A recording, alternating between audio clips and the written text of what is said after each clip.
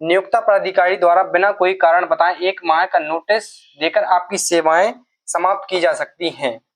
भारत के बाहर भी, भारत से बाहर भी सेवा के लिए भेजा जा सकता है। आप परिवीक्षा अवधि सफलतापूर्वक पूर्ण नहीं करते हैं तो नियमानुसार आपकी सेवाएं समाप्त की जाएंगी 2 साल की, कि मतलब इस तारीख तक आपको ज्वाइन करना है। यदि आप उस तारीख तक अपनी ज्वाइनिंग नहीं लेते हैं, ज्वाइन नहीं करते हैं, तो आपका ये ज्वाइनिंग लेटर है ये निरस्त माना जाएगा, स्वतः ही निरस्त माना जाता है। तो आपको टाइम से ज्वाइन करना है। इसमें लिखा ये देखिए, चरित्र पूर्व सत्यापन प्रमाण पत्र, ये है प्रमाणित किया जाता है कि मैं श्रीमती या कुमारी, इसमें आपका नाम रहना है, आपको खुद से फिल कर लेना है यहाँ तक। जय हिंद दोस्तों, कैसे हैं आप लोग? उम्मीद है आप लोग बढ़िया होंगे। तो आज के इस वीडियो में मैं बताऊंगा कि बहुत सारे लोगों का डाउट था कि भैया ज्वाइनिंग के टाइम पे क्या क्या प्रोसेस होती है, ज्वाइन लेटर कैसा होता है, क्या उसमें होता है। तो आज के इस वीडियो में मैं अपने खुद के जो मेरे टाइम पे ज्वाइन लेटर आया था, मेरा ऑनलाइन आया था, तो उसका मैं पीडीएफ से आपको एक एक वर्ड बताऊंगा, उसमें क्या क्या लिखा है, पूरा पॉइंट आपको समझाऊंगा, एक एक चीज पढ़ पढ़ के समझाऊंगा कि ज्वाइन लेटर में मतलब क्या क्या है, जो इंस्ट्रक्शन होते हैं वो सभी बताता हूँ मैं आपको। तो आइए मैं आपको दिखाता हूँ। ये मेरा ज्वाइन लेटर है, ये कार्यालय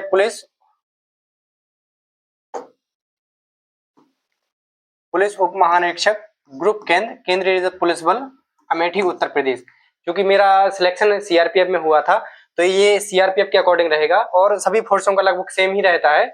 बस मतलब इसमें मतलब मेरे जहाँ पे ये लिखा हुआ है केंद्रीय रिजर्व पुलिस, वहां पर जिसका बीएसएफ में सिलेक्शन हुआ है उसका बॉर्डर सिक्योरिटी फोर्स रहेगा। बाकी इंस्ट्रक्शन और बाकी जो भी रेगुलेशन रूल है वो सभी सेम रहेगा। तो ये मेरा है, अगस्त 2023 में आया था और मैं चूंकि 2022 का हूँ तो मेरा ये नाम है। यहाँ पे रोल नंबर रहेगा, आप लोगों का यहाँ पे रोल नंबर रहता है और यहाँ पे आपका नाम रहेगा, यहाँ पे आपका फादर्स नेम, यहाँ पे आपके पिताजी का नाम रहेगा, यहाँ पे मदर्स नेम, मम्मी पापा का नाम रहेगा। एड्रेस रहता है ये आपका, यहाँ पे आपका एड्रेस रहेगा, ये पूरा रहेगा, पिन कोड रहेगा, यहाँ पे आपका मोबाइल नंबर रहता है जो आपने दिया होगा और उसके बाद यहाँ पे आपकी ईमेल आईडी रहती है। उसके बाद हम लोग पढ़ते हैं कि क्या क्या इंस्ट्रक्शन दिए रहते हैं। सिपाही जीडी के पद पर भर्ती हेतु नियुक्त प्रस्ताव पत्र कांस्टेबल के लिए है, तो इसका पूरा एकदम पूरा है। तो हम लोग देखते हैं, कर्मचारी चयन चयन आयोग द्वारा एसएससी द्वारा सिपाही जीडी भर्ती परीक्षा 2022, ये भर्ती मेरी 2022 की है, की भर्ती प्रक्रिया आयोजित की गई एवं आपको अंतिम मेरिट सूची में चयन करते हुए केंद्रीय रिजर्व पुलिस बल आवंटित किया गया है। अंतिम चयन सूची के आधार पर आपको केंद्रीय रिजर्व पुलिस बल में 7वें वेतन आयोग के वेतनमान रुपए 21,700, जो कि एसएससी जीडी का बेसिक पे है, 69,100 रुपए। लेवल 3 है जॉब है ये, कि न्यूनतम वेतन रुपए 21,700 में पूर्णतः अस्थायी रूप से सिपाही जीडी के पद पर भर्ती हेतु नियुक्त प्रस्ताव प्रेषित किया जाता है। मैं आपको बाद में समझाऊंगा कि यहाँ पे अस्थायी क्यों लिखा हुआ है, आप पहले हम लोग पढ़ लेते हैं। इसके अलावा आपको मूल वेतन पर निर्धारित दर से महंगाई भत्ता एवं केंद्रीय रिजर्व सरकार के कर्मचारियों को समय समय पर स्वीकार्य अन्न भत्ते भी दिए होंगे। मतलब जो भी अन्न आपको मतलब महंगाई भत्ता होता है, डीए वगैरह होता है, वो भी दिए जाएंगे आप पर। केंद्रीय सरकार के कर्मचारियों पर लागू डिफाइंड कंट्रीब्यूटिव पेंशन योजना न्यू पेंशन स्कीम लागू होगी। मतलब एनपीएस लागू है हम लोगों पर, ओल्ड पेंशन नहीं है, न्यू पेंशन नियुक्ति लागू होगी। तथा आपकी नियुक्ति की शर्तें निम्न प्रकार होंगी। जो हम लोगों की नियुक्ति की शर्तें हैं वो निम्न प्रकार से होती हैं।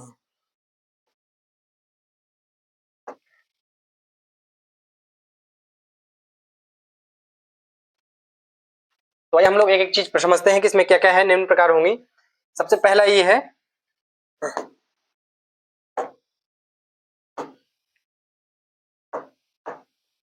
कि केंद्रीय रिजर्व पुलिस बल नियमावली 1995 एवं केंद्रीय रिजर्व सेवा अस्थायी सेवा, बाद में समझाता हूं क्या है अस्थायी सेवा।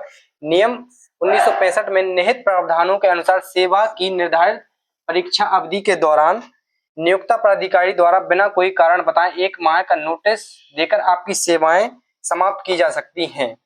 मतलब अभी आपको आपके ऊपर मतलब आगे देखते हैं और क्या है इसमें।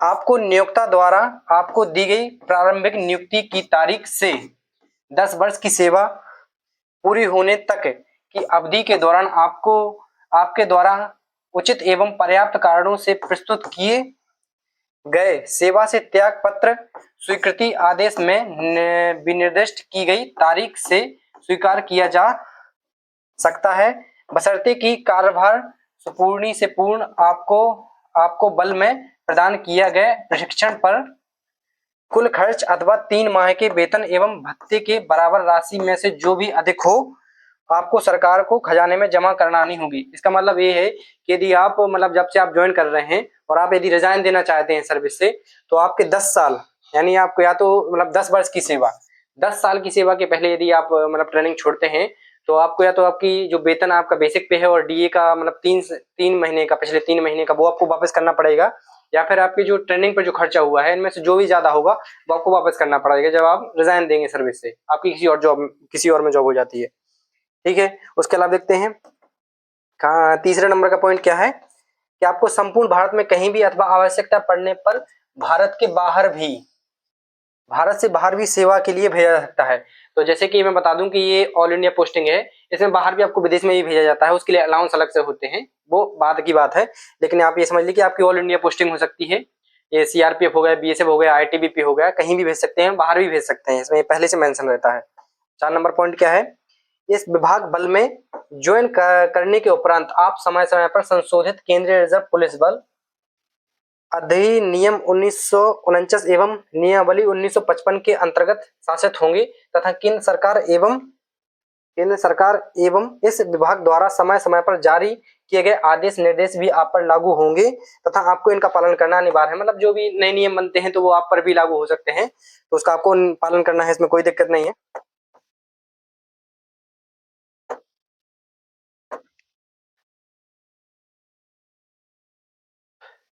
उसके बाद हम क्या नियुक्ति के बाद आपको साल के लिए परिवीक्षा अवधि पर रखा जाएगा। यदि आप परिवीक्षा अवधि सफलतापूर्वक पूर्ण नहीं करते हैं तो नियमानुसार आपकी सेवाएं समाप्त की जाएंगी 2 साल के लिए। ये लिखा हुआ है, नियुक्ति के बाद आपको 2 साल के लिए मतलब प्रोबेशन पीरियड होता है 2 साल तक। यदि आप फर्जी पाए गए या फ्रॉड पाए गए या फिर आपके डॉक्यूमेंट फर्जी पाए गए, फ्रॉड पाया गया, यदि कोई भी केस पाया गया तो आपकी सेवाएं समाप्त की जा सकती हैं। और उसके बाद देखते हैं आपको प्रस्तावित पद ग्रहण करने पर आपके द्वारा प्रस्तुत किए गए शैक्षिक, जन्म तिथि, जाति प्रमाण पत्र, निवास एवं अन्य दस्तावेजों के प्रमाणिकता सत्यापता संबंधित जारीकर्ता प्राधिकारियों से सत्यापित कराई जाएगी तथा चरित्र एवं पूर्ववृत्ति सत्यापन भी कराया जाएगा। ये है। इसके बाद नेक्स्ट देखते हैं, ठीक चले जाएगा का सत्यापन सिविल प्राधिकारियों से कराया जाएगा। यदि इस संबंध में सेवा ज्वाइन करने के बाद में कोई विसंगति, प्रतिकूल टिप्पणी प्राप्त होती है तो बिना कोई कारण बताए आपकी सेवा समाप्त कर दी जाएगी। यदि मतलब आपके यदि डॉक्यूमेंट हो गया, यदि किसी भी चीज में आप फर्जी पाए गए तो आपकी सेवा समाप्त की जा सकती है, इसमें पहले से मेंशन है। और ये वाला देखते हैं,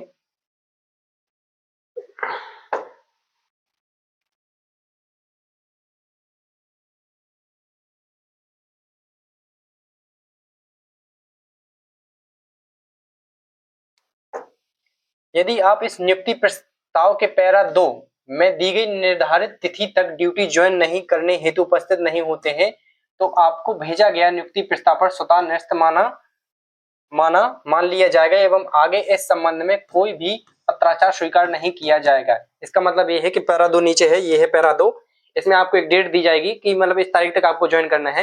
यदि आप उस तारीख तक अपनी ज्वाइनिंग नहीं लेते हैं, ज्वाइन नहीं करते हैं तो आपका ये ज्वाइनिंग लेटर है ये निरस्त माना जाएगा, स्वतः ही निरस्त माना जाता है। तो आपको टाइम से ज्वाइन करना है, इसमें लिखा हुआ है। इसके बाद में आपकी कोई भी सुनवाई नहीं की जाती है।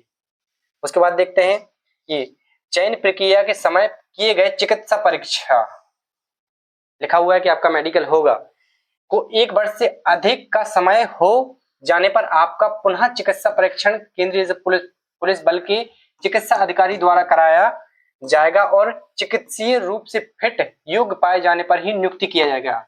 इसका मतलब समझे, इसका मतलब ये है कि मैंने आपको बताया था कि आपका मेडिकल होता है, लेकिन यदि आपका जो मेडिकल हुआ है ज्वाइनिंग मतलब आपका मेडिकल होता है भर्ती प्रक्रिया के दौरान, यदि उससे लेकर यदि आप ट्रेनिंग के टाइम पे यदि आपका 1 साल हो गया है, 1 साल से ज्यादा हो गया है तो आपका फिर से मेडिकल किया जाएगा। उसके बाद आपका ज्वाइनिंग में लेट होता है तब 1 साल से पहले यदि होता है तो मेडिकल नहीं होता है इतना हार्ड, थोड़ा बहुत होता है। यदि 1 साल से ज्यादा हो गया तो आपका मेडिकल होगा, उसमें चेक किया जाएगा। यदि इसमें आप अनफिट पाए गए, हड्डी वड्डी टूटा पाया गया तो आपको डिस्क्वालीफाई कर दिया जाएगा। ये हो गया।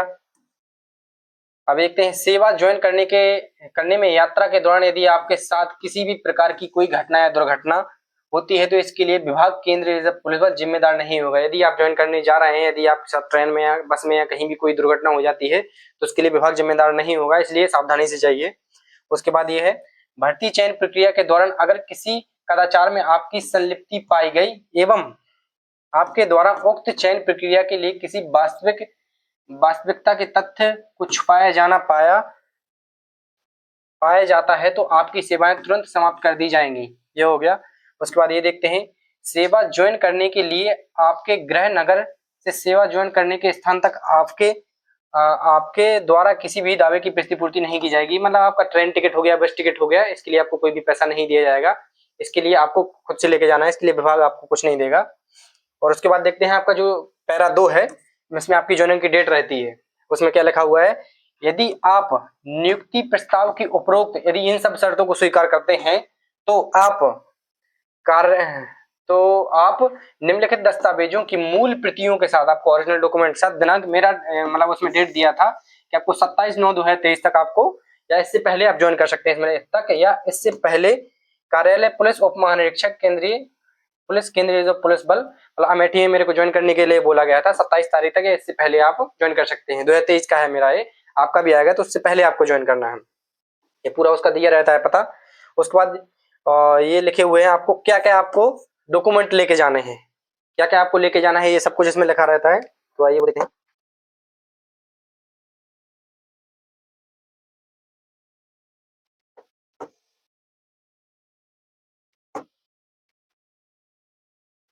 इसमें देखते हैं, इसमें हर एक चीज लिखा हुआ है कि कौन कौन से डॉक्यूमेंट है, क्या है। तो सबसे पहले वाला देखते हैं, चरित्र एवं पूर्ववृत्ति सत्यापन। आपका जो कैरेक्टर सर्टिफिकेट आता है इसके साथ लगा हुआ है, मैं वो भी आपको दिखाऊंगा, जो इस नियुक्ति प्रस्ताव के साथ संलग्न है, आज के साथ में ही आता है। तो किसी राजपत्रित अधिकारी गेजेटेड ऑफिसर द्वारा हस्ताक्षरित, उनकी रबड़ स्टाम्प सहित, मोहर सहित, तथा जिला मजिस्ट्रेट अधिकारी द्वारा प्रति हस्ताक्षर, उसके नीचे उनकी भी रबड़ के साथ स्टाम्प सहित करवाकर साथ लाना होगा, अनिवार्य है ये। मतलब वो कैरेक्टर सर्टिफिकेट लाना आपको 100% अनिवार्य है। एक पहला ये वाला डॉक्यूमेंट हो गया आपको। दूसरा ये है कि भर्ती परीक्षा के समय आपके द्वारा प्रस्तुत किए गए सभी मूल शैक्षणिक प्रमाण पत्र, जो भी आपके ओरिजिनल डॉक्यूमेंट है, आपके मेडिकल टाइम पे जमा होंगे, वो जन्म तिथि प्रमाण पत्र, आपका जन्म तिथि प्रमाण पत्र, अन्य योग्यता प्रमाण पत्र जैसे कि जाति प्रमाण पत्र हो गया, निवास प्रमाण पत्र, डोमिसाइल हो गया, आपका आधार कार्ड हो गया, पैन कार्ड हो गया, अन्य प्रमाण पत्र हैं, वैलिड परमानेंट रेसिडेंस प्रूफ हो गया, वैलिड आइडेंटिटी प्रूफ हो गया, वोटर आईडी हो गया, ये भी ले जा सकते हैं आप। में से किसी तरह की विसंगति पाए जाने पर आपको सेवा ज्वाइन करने नहीं दिया जाएगा। तो इनमें यदि किसी भी प्रकार का मतलब मिस्टेक है, कुछ भी है, तो आपको ज्वाइन नहीं करने दिया जाएगा। तो पहले से उसको ठीक करा लीजिए, आपने करा लिया होगा मेडिकल के टाइम पे। यदि कोई भी इसमें इनमें किसी में भी दिक्कत है ना, तो आप कमेंट करिए, उस पर मैं बताऊंगा कि आपको क्या करना है। उसके बाद देखते हैं आपका तीसरा नंबर का क्या है, तहसीलदार द्वारा या अन्य उच्च सक्षम प्राधिकारी द्वारा समान रैंक द्वारा जारी जाति प्रमाण पत्र पर अनुसूचित जाति एवं अनुसूचित जनजाति के अभ्यर्थियों के लिए, जनरल वालों के लिए नहीं है, एवं भारत सरकार द्वारा अन्य पिछड़ा वर्ग ओबीसी के लिए जारी निर्धारित प्रपत्र में तहसीलदार या अन्य उच्च सक्षम प्राधिकारी द्वारा जारी प्रमाण पत्र, जो आपका मतलब ये कास्ट सर्टिफिकेट होता है जनरल वालों के लिए नहीं, SC ST OBC वालों के लिए, तो ये तहसीलदार या उनके समक्ष जो होते हैं उनके द्वारा मतलब हस्ताक्षरित होना चाहिए, जारी होना चाहिए। ये हो गया। यदि आप सरकारी सेवा में हो तो उस विभाग के नियुक्ति प्राधिकारी द्वारा जारी किया गया अनापत्ति प्रमाण पत्र, यदि आप किसी और विभाग में हो तो वहां से NOC मिलता है, जब आप दूसरी जॉब में आते हैं तो वो आपको NOC पक्का लेके जाना है। ये हो गया। यदि आप सरकारी सेवा में हो तो तकनीकी त्याग पत्र, आपका रिजाइन लेटर होना चाहिए, जो संबंधित कार्यालय आदेश जो कि नियुक्ति प्राधिकारी द्वारा हस्ताक्षरित होता है, वहां से आपको रिजाइन लेटर होता है जो आपको साइन करके देता है, तो वो आपको लेके जाना है यदि आप दूसरे किसी में हैं। ठीक है। और उसके बाद क्या है, उसके बाद ये वाला है 10 पासपोर्ट साइज फोटो, 10 नहीं मेरी तरफ से आप 20 लेके जाइए। 10 आप मैं बता चुका हूँ एक वीडियो में कि आप 10 आप व्हाइट बैकग्राउंड वाला और 10 ब्लू बैकग्राउंड वाला आप फोटो लेके जाना है आपको। नवीनतम फोटोग्राफ तथा सभी दस्तावेजों की 3-3 छाया प्रति, 3 आपको नहीं, कम से कम 6 से 7 प्रति, 6 से 8 कॉपी लेकर रखना है। 2 सेट आप अपने घर पे रख दीजिए, यदि कोई काम होता है इमरजेंसी तो 2 घर पे रखना है, और 3-4 वहीं लग जाते हैं। उसके बाद RTC में भी लगता है, तो आप जैसे आपके ओरिजिनल डॉक्यूमेंट तो जमा हो जाएंगे, कम से कम 8 आप कॉपी करवा लीजिए, आपको लगातार वो दिक्कत ना हो। PDF पक्का रखना है, उन सभी डॉक्यूमेंट का PDF बना के रखिए ताकि आप उससे निकलवा सकें। ये सब हो गया, छाया प्रति लेके जाना है। उसके बाद देखते हैं ये भारतीय स्टेट बैंक एसबीआई की किसी भी कोर बैंकिंग शाखा में अपना खाता खुलवाकर उसकी पासबुक एटीएम कार्ड एवं चेकबुक सहित अपने साथ लेकर आए और सेवा ज्वाइन हेतु आवेदन प्रस्तुत करते समय संलग्न करना होगा। इस कार्य के लिए कोई भी छुट्टी नहीं दी जाएगी। मतलब इसके लिए आपको अलग से कोई भी छुट्टी नहीं दी जाती है। यदि आप ये पहले से बना के लेके जाइए, नहीं तो आपको वहां पे बहुत दिक्कत हो सकती है। तो ये हो गया। उसके बाद देखते हैं ये तीसरा नंबर पैरा क्या है। आपको पहला वेतन मिलने में लगभग 1 से 2 माह का समय लग सकता है। मतलब पहली जो सैलरी आती है वो जैसे आप ज्वाइन करेंगे तो नहीं मिलता है ना, उस महीने नहीं मिल सकता, अगले महीने नहीं, लेकिन कम से कम 2 महीने के बाद आ जाता है, आने लगता है, पूरा एक साथ आ जाता है, वो ये रेट के साथ आ जाता है, लगने में समय लगता है। अतः आप अपने व्यक्तिगत खर्चे के अलावा भोजन हेतु मेस में अग्रिम राशि के रूप में विभाग द्वारा निर्धारित ₹5,000 जमा करने होंगे। साथ ही आप अपना लाइट वेडिंग भी लेके आए। तो ये है कि आपको ₹5,000 क्या होता है कि आप कहीं भी जाते हैं ना फौज में, जैसे आप जीसी में जाएंगे तो वहां पे आपको ₹5,000 देने पड़ते हैं एक्स्ट्रा मैस के लिए। अलग से कोई आएगा तो कहाँ से मैस कमांडर आपको खिलाएगा ये, लेकिन आपको वापस दे दिए जाते हैं। जैसे ही आप ट्रेनिंग सेंटर में जाएंगे तो आपको या तो कैश दे दिया जाएगा, हैंड टू हैंड दे दिया जाएगा, या फिर आपके मतलब जीसी से ही आपके आरटीसी को ट्रांसफर कर दिया जाता है, जो भी है, लेकिन पैसा वापस मिल जाता है। वैसे आपको मतलब पहले देना पड़ता है कि आप मैस में खाएंगे, उसके लिए है। आपको लाइट वेडिंग लेके जाना है। लाइट वेडिंग के लिए मैं बता चुका हूँ, वीडियो बना चुका हूँ एक अलग से। और ये हो गया आपको। और अपने व्यक्तिगत खर्चे के लिए जो भी आपका खर्चा है तो कम से कम आप ₹5,000 अलग से एक्स्ट्रा लेके चलिए। कम से कम 10-15 हजार रुपए आप डल के चलिए, कितना आपको लग जाएगा। तो ये हो गया आपका जो लेटर, जो कि ये पूरे सारे के सारे इंस्ट्रक्शन है। उम्मीद है आप लोगों को समझ में आ गया होगा। और यदि आपको कोई भी डाउट है तो बताइए। उसके बाद हाँ, एक चरित्र प्रमाण पत्र भी इसके साथ में आता है, वो भी दिखाता हूँ मैं आपको। ये रहा वो।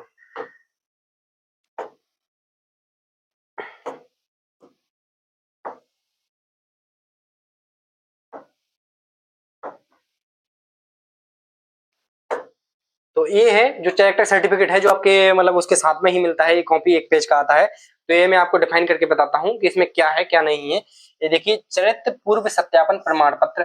ये है, प्रमाणित किया जाता है कि मैं श्रीमती या कुमारी, इसमें आपका नाम भरना है, आपको खुद से फिल कर लेना है यहाँ तक। पुत्र पुत्री या पत्नी जो भी है, आप अपने फादर का नाम डाल दीजिए यहाँ पर, ये डाल देना है। जिनकी शादी हो गई है वो अपने यहाँ पे हस्बैंड का नाम डालते हैं। को पिछले, यहाँ पे आपको मतलब कितने वर्षों से जो जानता है, मतलब जो ये गजेटेड ऑफिसर है, यहाँ पे लिखा जाता है मिनिमम 2 साल से जानते हैं, मतलब 2 साल या 3 माह से जानता या जानती हूँ। और मेरी जानकारी के अनुसार इनका चरित्र ऐसा नहीं है जिसके कारण इन्हें सरकारी नौकरी के लिए अयोग्य समझा जाए। मतलब ये है कि जिस भी आप गजेटेड ऑफिसर से आप साइन कराने जाते हैं वो कम से कम आपको 2 साल के लिए जानता हो, तो वो ये मतलब प्रमाणित करता है। इसमें लिखा हुआ है कि इनका मतलब चरित्र ठीक है। तो श्रीमती या श्री कुमारी, यहाँ पे आपका नाम का मुझसे कोई संबंध नहीं, उससे आपका पर्सनल कोई संबंध नहीं होना चाहिए। मान लो जी कि आपका मतलब फादर ही है प्रिंसिपल गजेटेड ऑफिसर, तो उनसे आप साइन करा लिए तो वो नहीं चलेगा। इसमें साफ लिखा हुआ है कि आपका कोई संबंध नहीं होना चाहिए जिससे भी आप साइन करा रहे हैं। गजेटेड ऑफिसर से आपका कोई संबंध नहीं होना चाहिए। ठीक है, यहाँ पे स्थान लिख दिया जाएगा, यहाँ पे डेट लिख दिया जाएगा, यहाँ पे उनके साइन कर दिए। यहाँ पे आपका पद, यहाँ पे वो मतलब जिस पद पे वो है उनका पद लिखा जाएगा, उनका नाम लिखा जाएगा, यहाँ पे उनका मुहर, ये राजपत्रित अधिकारी का हो गया। ये हो जाने के बाद फिर उसके बाद जाता है डीएम हो गया, एसडीएम हो गया, यहाँ पर जो तहसीलदार होते हैं उनके पास जाता है। तो पहले आपको ये वाला कराना है, पहले ये गजेटेड ऑफिसर साइन करेंगे, उसके बाद ही लेके जाइएगा इसके इनके पास। ये तभी करते हैं जब ये साइन हो रखे हो पहले से। तो इसमें क्या रहता है, मैं उक्त व्यक्ति जिसने चरित्र का सत्यापन किया है उनकी विश्वसनीयता से संतुष्ट हूँ, ये रहता है। फिर यहाँ पे स्थान है, दिनांक है, यहाँ पर वो हस्ताक्षर करते हैं अपनी मोहर के साथ में। मोहर पक्का लगवाना है, मोहर और साइन हो जाएंगे। जिला मजिस्ट्रेट अथवा कौन कौन साइन करता है, जिला मजिस्ट्रेट कर सकता है, परगना मजिस्ट्रेट अथवा डीएम, एसडीएम या उनके कार्यालय के कोई अन्य उच्च अधिकारी कार्यालय की मोहर सहित। यहाँ पे लिखा है मोहर सहित। जो सामान्य रैंक के होते हैं जैसे कि एसडीएम हो गए, डीएम हो गए, इनका साइन होता है। बाकी इतना बड़ा नहीं है, ये आराम से हो जाता है। गजेटेड ऑफिसर में आपको मैं बता ही चुका हूँ कि जो आपके जो 12th के जो मतलब प्रिंसिपल रहते हैं स्कूल के, तो उनसे करा लीजिए। या फिर जहाँ आपका जो सरकारी हॉस्पिटल है ना, वहाँ पे भी गजेटेड ऑफिसर लगते हैं, लेकिन मेरे हिसाब से आप अपने कॉलेज या स्कूल में ही जाइए, क्योंकि वो आपको जानते भी हैं, वहाँ पे पढ़े भी हैं। तो इसमें लिखा रहता है ना कि आप कब से उनको जान रहे हैं। ये जरूरी पॉइंट हो जाता है। वो बोलते हैं कि मैं आपको जानता ही नहीं हूँ, तो कैसे साइन करेंगे। तो ये बात होने के बाद आप मतलब जाइए उनके पास, तो वो लिख देंगे कि 2 साल या 3 साल, जितने साल भी आप पढ़े हैं इतने साल से उनको जानता हूँ, और वो साइन कर देते हैं। तो इस पे साइन हो जाने के बाद इस पे साइन हो जाता है। बाकी यही है।